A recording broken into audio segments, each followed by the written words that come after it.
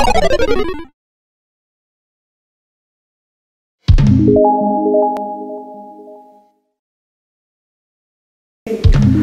friends, welcome to Republica Online University online class program. Today we will see the questions of the science tech of BPSC Mains. BPSC mains के level पर जो GS का exam होता है, ठीक है, उसके विशेष संदर्भ में, लेकिन यह आपके लिए सिविल सर्विस या किसी अदर पीसीएस है या यूपीएससी है, कहीं भी किसी भी एग्जाम्स में या इवन की ऑप्शनल पेपर है, तो उस सब में यह फ्रूटफुल होगा। डे टू डे लाइफ में भी हमें इन सारी चीज़ों को देखना जानना चाहिए। फर्स्ट ऑफ ऑल मैं कहूँगा कि रिपब्लिका का जो ऐप है, इस ऐप को आप लोग इंस्टॉल कर लेंगे और उस ऐप पर ऐसी ढेरों सारी चीज़ें, रिलेवेंट चीज़ें आप लोगों को मिलता रहेगा, ठीक है। साथ ही जो बीपीएससी के लिए ऑनलाइन क्लास प्रोग्राम है वह भी स्टार्ट हो चुका है। तो आइए हम लोग एक क्वेश्चंस को लेते हैं, क्वेश्चंस के बाद उसका क्या सॉल्यूशन हो सकता है उसको हम लोग देखते हैं।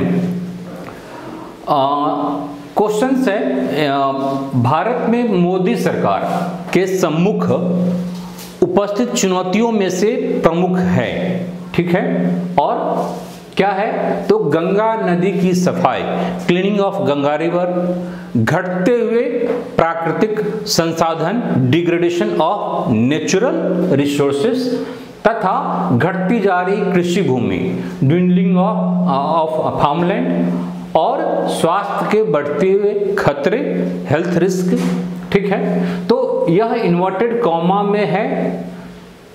फिर इन समस्याओं से निपटने के लिए वैज्ञानिक प्रयासों की विवेचना कीजिए जिन्हें आप लागू करना चाहते हैं।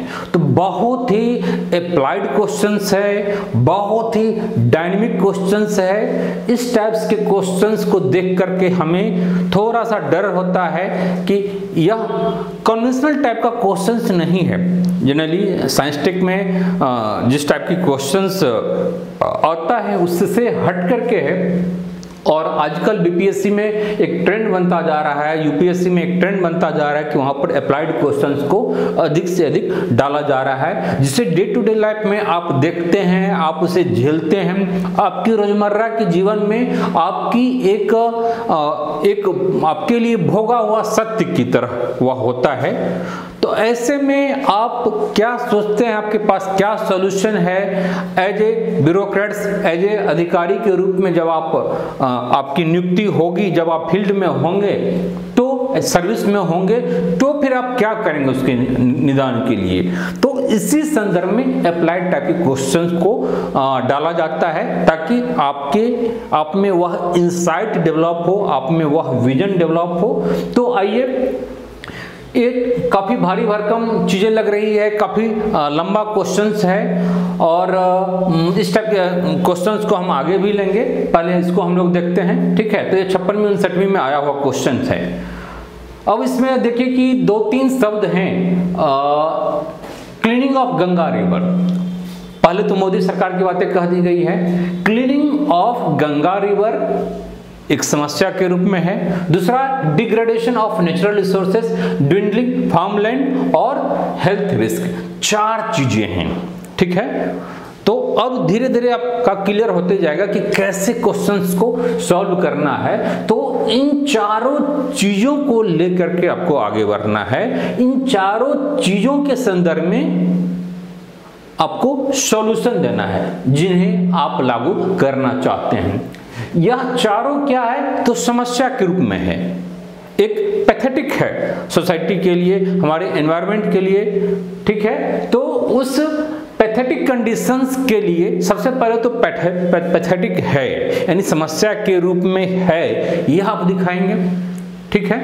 फिर उसका क्या सॉल्यूशन आप सुझाते हैं, ये आपको दिखाना है, ठीक है। तो चलिए एक एक करके हम लोग इसको देखेंगे, ठीक है। इसमें थोड़ी सी स्टार्टिंग में आप भूमिका डाल सकते हैं।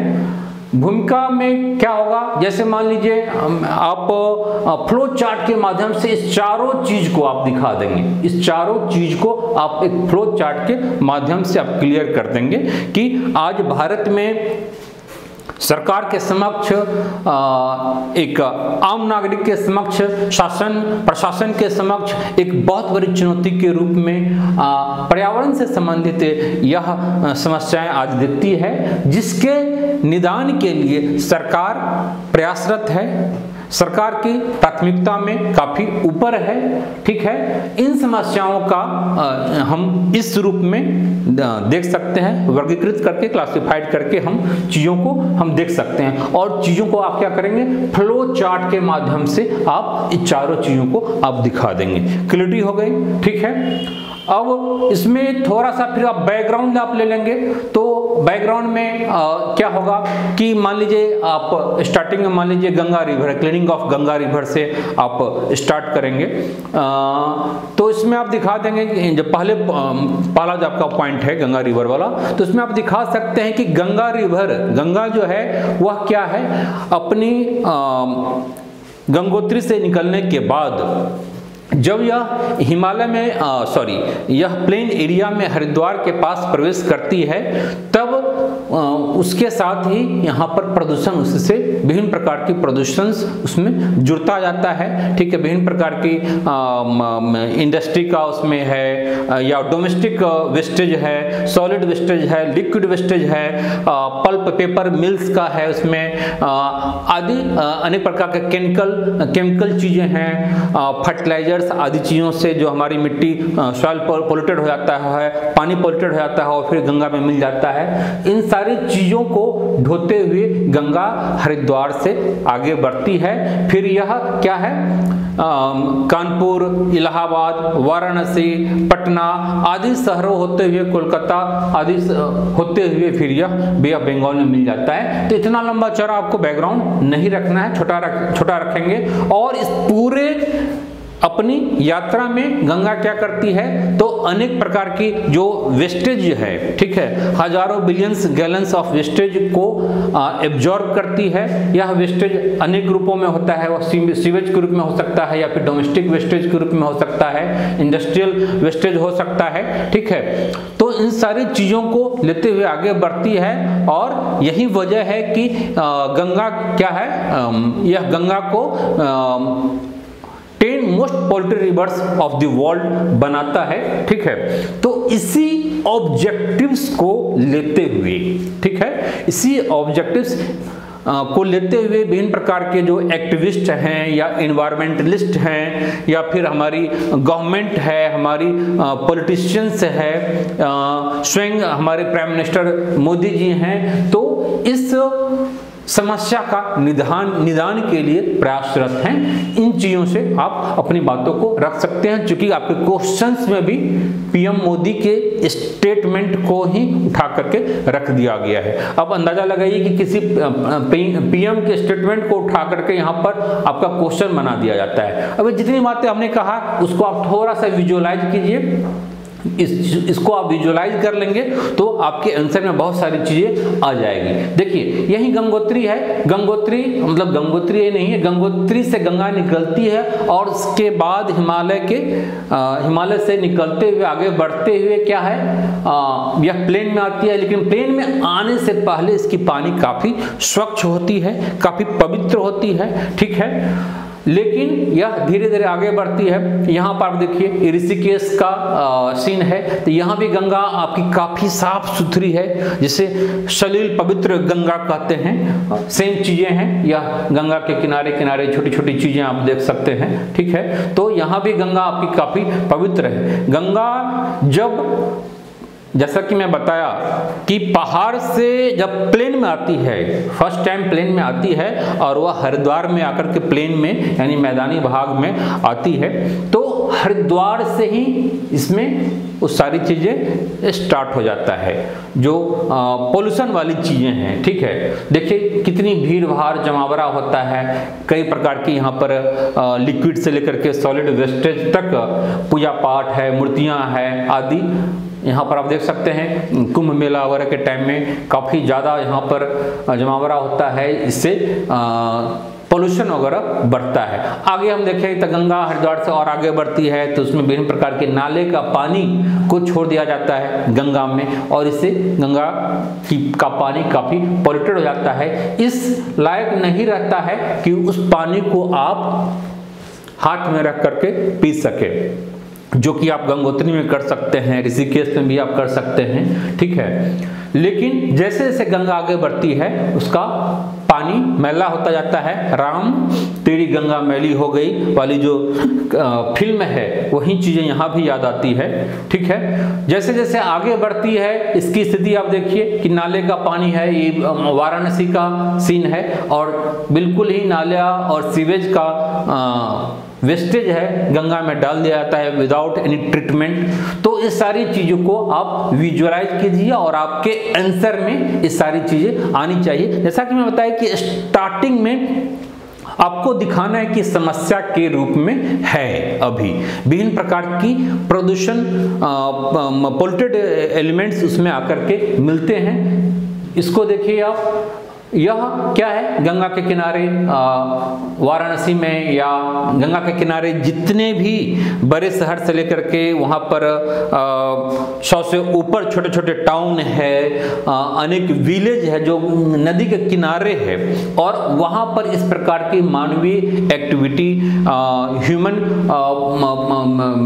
क्रिएटेड पोल्यूशंस यहाँ पर आकर के मिलता है। नदी के किनारे है, सबको जलाया जाता है। मणिकर्णिका घाट आदि आप हम लोग जैसा कि हम लोग जानते हैं वाराणसी का काफ़ी फेमस है, ठीक है। अनेक घाट है वहाँ पर, ये सारी चीज़ें क्रिमेशन वाली चीज़ें, दाह संस्कार वाली चीज़ें होती है। फिर आप देखिए ये भी वही चीज़ें हैं कि विदाउट ट्रीटमेंट पानी को नाले से बहते हुए, और यह नाला अंततः जाके गंगा में मिल जाता है, ठीक है। तो ये सारी चीज़ें आप पैथेटिक चीज़ें पैथेटिक हो जाती है, इसको आप दिखा सकते हैं।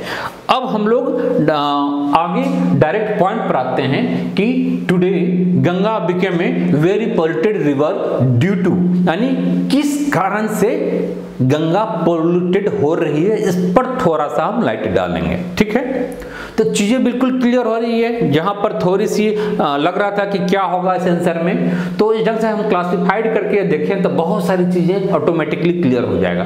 तो Ganga became a very polluted river, इसका वजह क्या है? तो फर्स्ट ऑफ ऑल क्या है, हाउस होल्ड डिस्चार्जेज, घर की जितनी भी डिस्चार्जेज है लिक्विड फॉर्म में, इवन कि सॉलिड वेस्टेज के रूप में, वह क्या है, कहीं न कहीं हमें नदी नाले से होते हुए वह रिवर में गिरता है, और फिर हो सकता है छोटी नदी में गिरता हो और फिर वहीं बड़ी नदी में जाकर के मिल जाता हो, गंगा नदी में। तो first of all house hold discharge के कारण। दूसरी इंपॉर्टेंट चीज़ है कि जो ह्यूमन एनिमल एक्सक्रीट है, जो उत्सर्जन से बाहर आता है मानव और पशु का, वह भी, क्योंकि गंगा के किनारे क्या है, अनेकों हजारों गांव है, छोटे छोटे गांव है, फिर 100 से ऊपर छोटे छोटे टाउन है, फिर बड़े टाउन कानपुर, इलाहाबाद, वाराणसी, पटना जैसे बड़े बड़े शहर हैं, ठीक है। तो उनका जो एक्सक्रीट है वह आकर के मिलता है।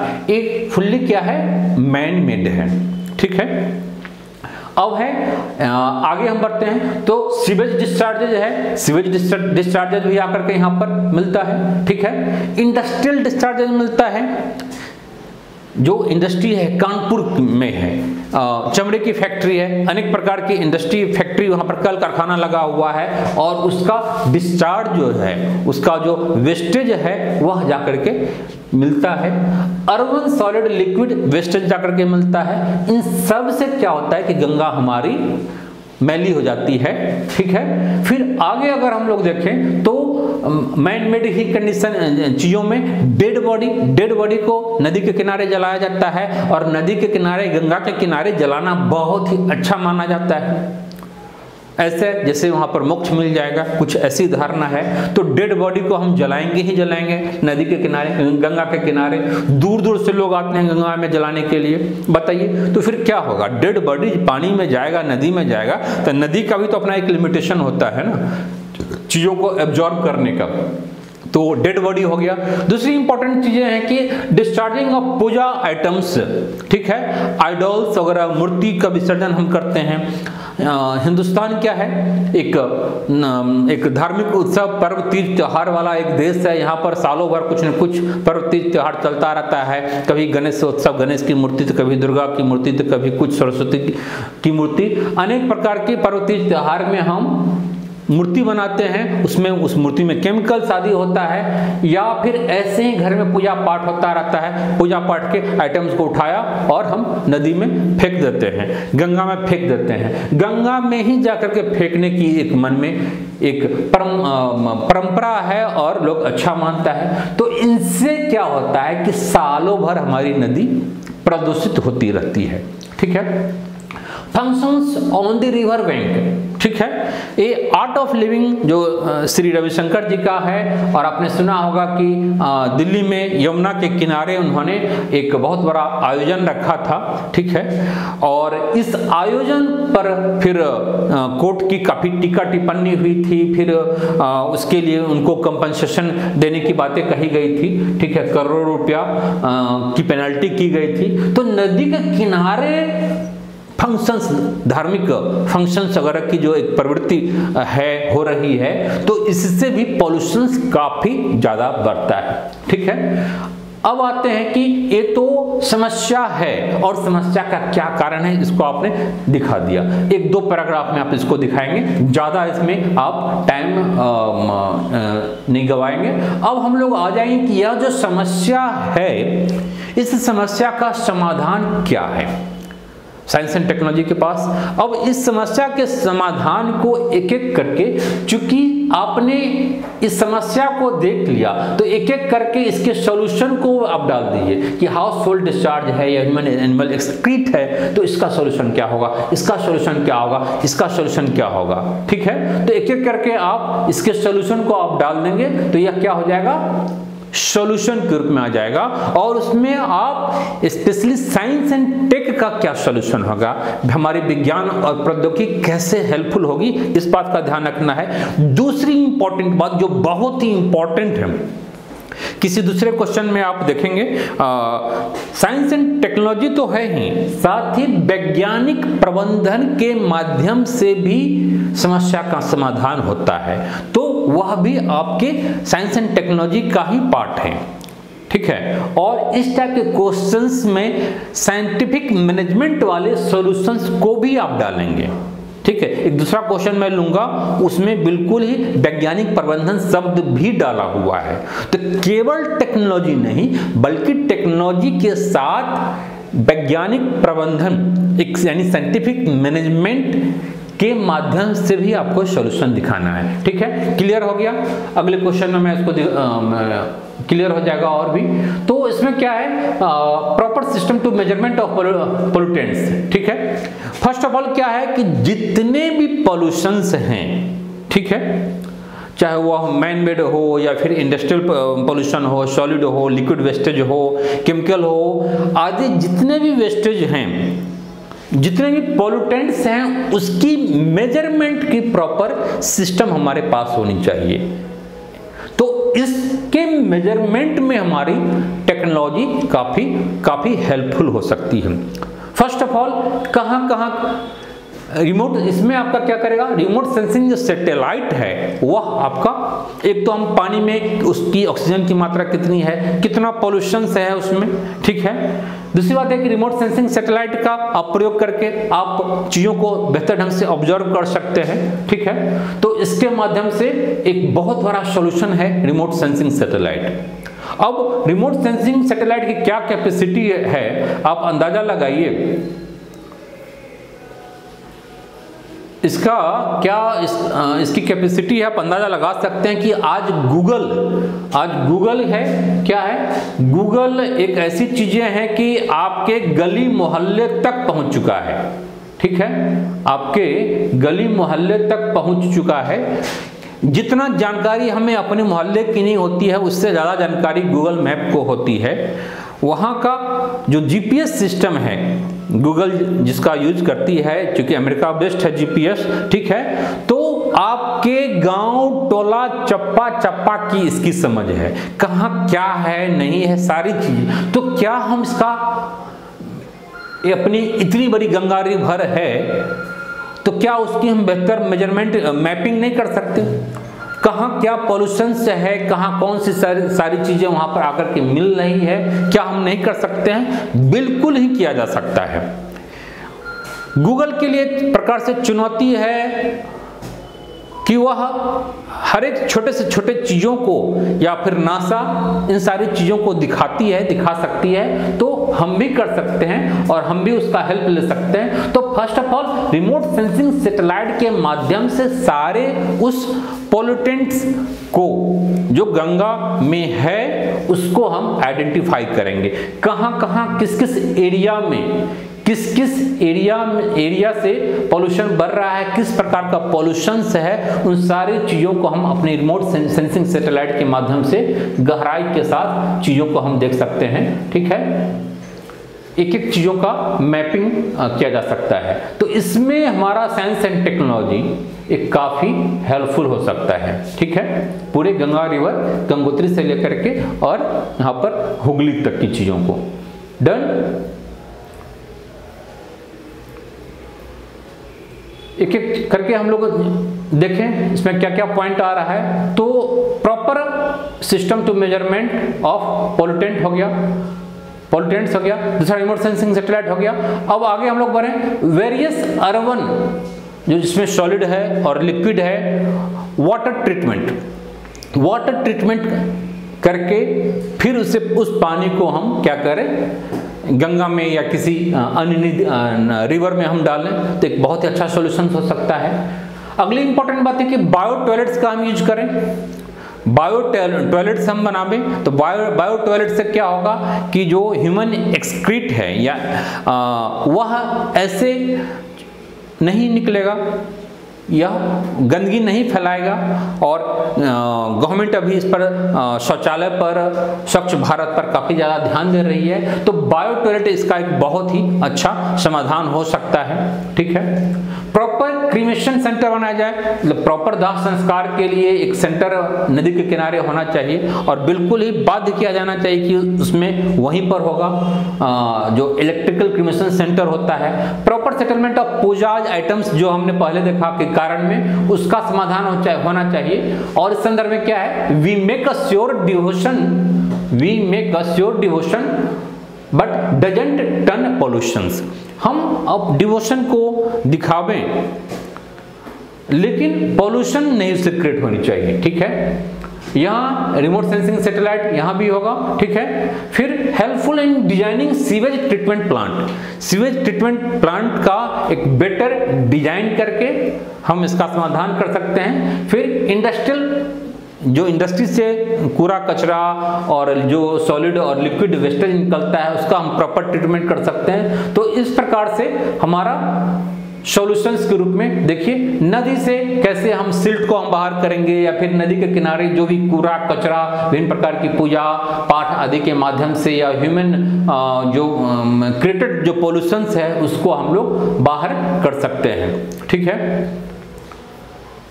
इसमें आप देखिए यह जो इंस्ट्रूमेंट है पानी के अंदर इस सारी चीज़ों को जो गंदगी है उसको इसके माध्यम से किया जा सकता है। ठीक है, तो इस प्रकार की टेक्नोलॉजी का यूज हम कर सकते हैं अपनी नदी को सफाई रखने में। ठीक है, अब हम अगले पॉइंट पर आते हैं। तो एक पैराग्राफ में आपका बैकग्राउंड हो जाएगा, एक पैराग्राफ में आप प्रॉब्लम को दिखा सकते हैं 1 से 2 में, फिर उसके बाद सॉल्यूशन पर आप जाएंगे, एक एक करके प्रॉब्लम को लेंगे और फिर इसके सॉल्यूशन को दिखाएंगे। अब अगला क्वेश्चन का अगला पार्ट है यानी बी पार्ट जो है वह कहता है कि degradation of natural resources and dwindling farmland. ठीक है, तो इसमें जो पहला पार्ट है specially degradation of natural resources. तो फर्स्ट ऑफ ऑल जो नेचुरल रिसोर्सेज का डिग्रेडेशन जो हो रहा है, अपक्षय हो रहा है, कहाँ किस किस रूपों में हो रहा है। तो फर्स्ट ऑफ ऑल आपको नजर दौड़ाना पड़ेगा कि नेचुरल रिसोर्सेज क्या है और किस रूप में उसका डिग्रेडेशन हो रहा है। तो जो नेचुरल रिसोर्सेज का डिग्रेडेशन हो रहा है वह क्या है, फॉरेस्ट के रूप में हो रहा है। फॉरेस्ट का डिग्रेडेशन हो रहा है, जंगलों की सफाई हो रही है, उसकी कटाई हो रही है, जंगल काफी कम हो रहा है, डिफॉरेस्टेशन हो रहा है, पेड़ पौधे उजड़ रहे हैं, ठीक है, और वहां पर उद्योग धंधे, मानव बसावट आ रही है, नदी के किनारे लोगों की बसावट बढ़ रही है, तो इससे अनेक प्रकार की प्राकृतिक आपदाएं भी बढ़ती है।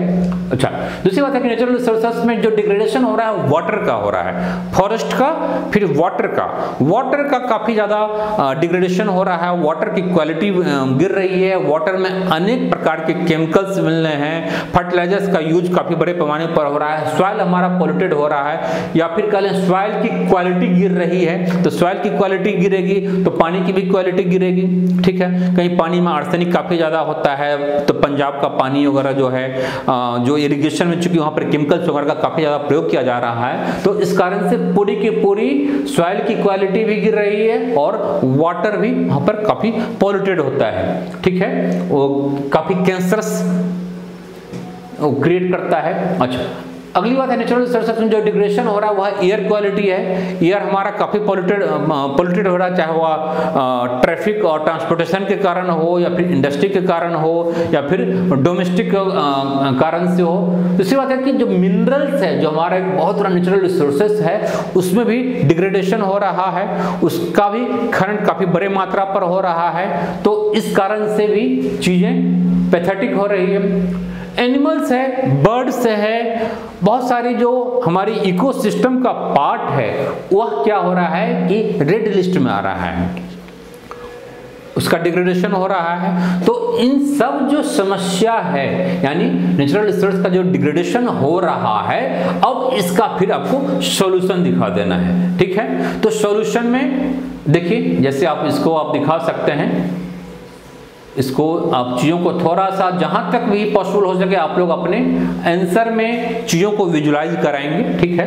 तो natural capital degradation of normally renewable natural resources, जो हमारा नेचुरल रिसोर्सेज है उसका कैसे डिग्रेडेशन हो रहा है। तो आप देखिए कि यहाँ पर फर्स्ट ऑफ ऑल है सॉइल है हमारा, तो सॉइल का इरोजन हो रहा है, उसकी क्वालिटी, उसकी डिग्रेडेशन हो रही है। हमारा एयर है, एयर पोल्यूशन बढ़ रहा है, यहाँ पर चिमनी, उद्योग धंधे, कल कारखाने लगे हुए हैं, इससे क्या होगा, क्लाइमेट चेंज जैसी चीजें बढ़ेगी। फिर इधर आप आ जाएं तो देखिए कि वाइल्ड लाइफ का जो हैबिटेट्स है वह बिल्कुल सिकुड़ता जा रहा है।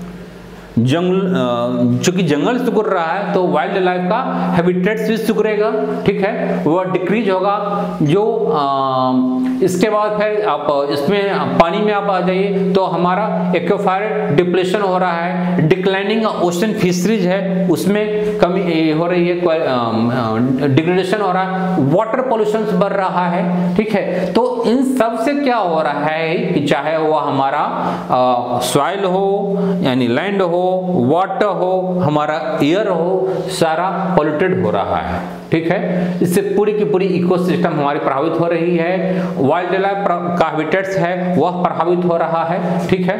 तो इन सारी चीजों को आप दिखा सकते हैं। आप कुछ अनुमान आप इससे लगा सकते हैं कि देखिए कि कितनी भयावह स्थिति है। देखिए जहां पर कल जंगल था, पेड़ पौधे थे, उसका डिफॉरेस्टेशन किया गया और डिफॉरेस्टेशन से यहाँ पर मानवीय बसावट नदी के किनारे या पहाड़ के किनारे या फिर एक प्लेन में ही मानवीय बसावट आ गई, वहाँ पर कल कारखाने लग गए, ठीक है। अब देखिए कि ये मानवीय बसावट का एक बहुत ही ऐसी सीन है, नज़ारा है। अगर इसको छोड़ दिया जाए तो क्या होगा, जो पेड़ पौधे बाकी है वो सब ढक जाएगा, समाप्त हो जाएगा। तो जो वाइल्ड लाइफ का जो नेचुरल हैबिटेट्स है उनका वह प्रभावित हो रहा है, हमारा जंगल सिकुड़ रहा है, हमारी जो नेचुरल रिसोर्सेस है वह समाप्त हो रहा है। तो इन सारी चीज़ों को कहीं न कहीं आप विजुलाइज करेंगे, आपके शब्दों में यह आना चाहिए। अब आपको दिख रहा होगा कि इस क्वेश्चन का क्या आंसर हो सकता है। अब इसका आप सॉल्यूशंस दिखा दीजिए। यह जो प्रॉब्लम है इसका सॉल्यूशन आप दिखाइए कि how our remote sensing satellites are capable to detect all our natural resources in order to protect them perfectly, ठीक है। सारे रिमोट सेंसिंग सैटेलाइट के माध्यम से अपने रिसोर्सेज को क्या हम करेंगे, उसकी हम मैपिंग करेंगे, ठीक है, बेहतर ढंग से। फिर हम सॉइल का प्रॉब्लम है, सॉइल का डिग्रेडेशन हो रहा है तो सॉइल का चेकअप कराएंगे, सॉइल हेल्थ कार्ड का हम यूज करेंगे। साइंटिफिक इरिगेशन मेथड के माध्यम से क्या करेंगे कि पानी की खपत को हम कम कर सकते हैं। इस सब में आपका क्या है, साइंस एंड टेक्नोलॉजी आ रहा है। Water harvesting technique, water harvesting का जो हमारा जो कन्वेंशनल टाइप है उसके बदले हम मॉडर्न हार्वेस्टिंग टेक्निक को अपनाएंगे, जिससे वाटर का कंजम्पशन कम होगा। फिर दूसरी बात है कि वाटर ट्रीटमेंट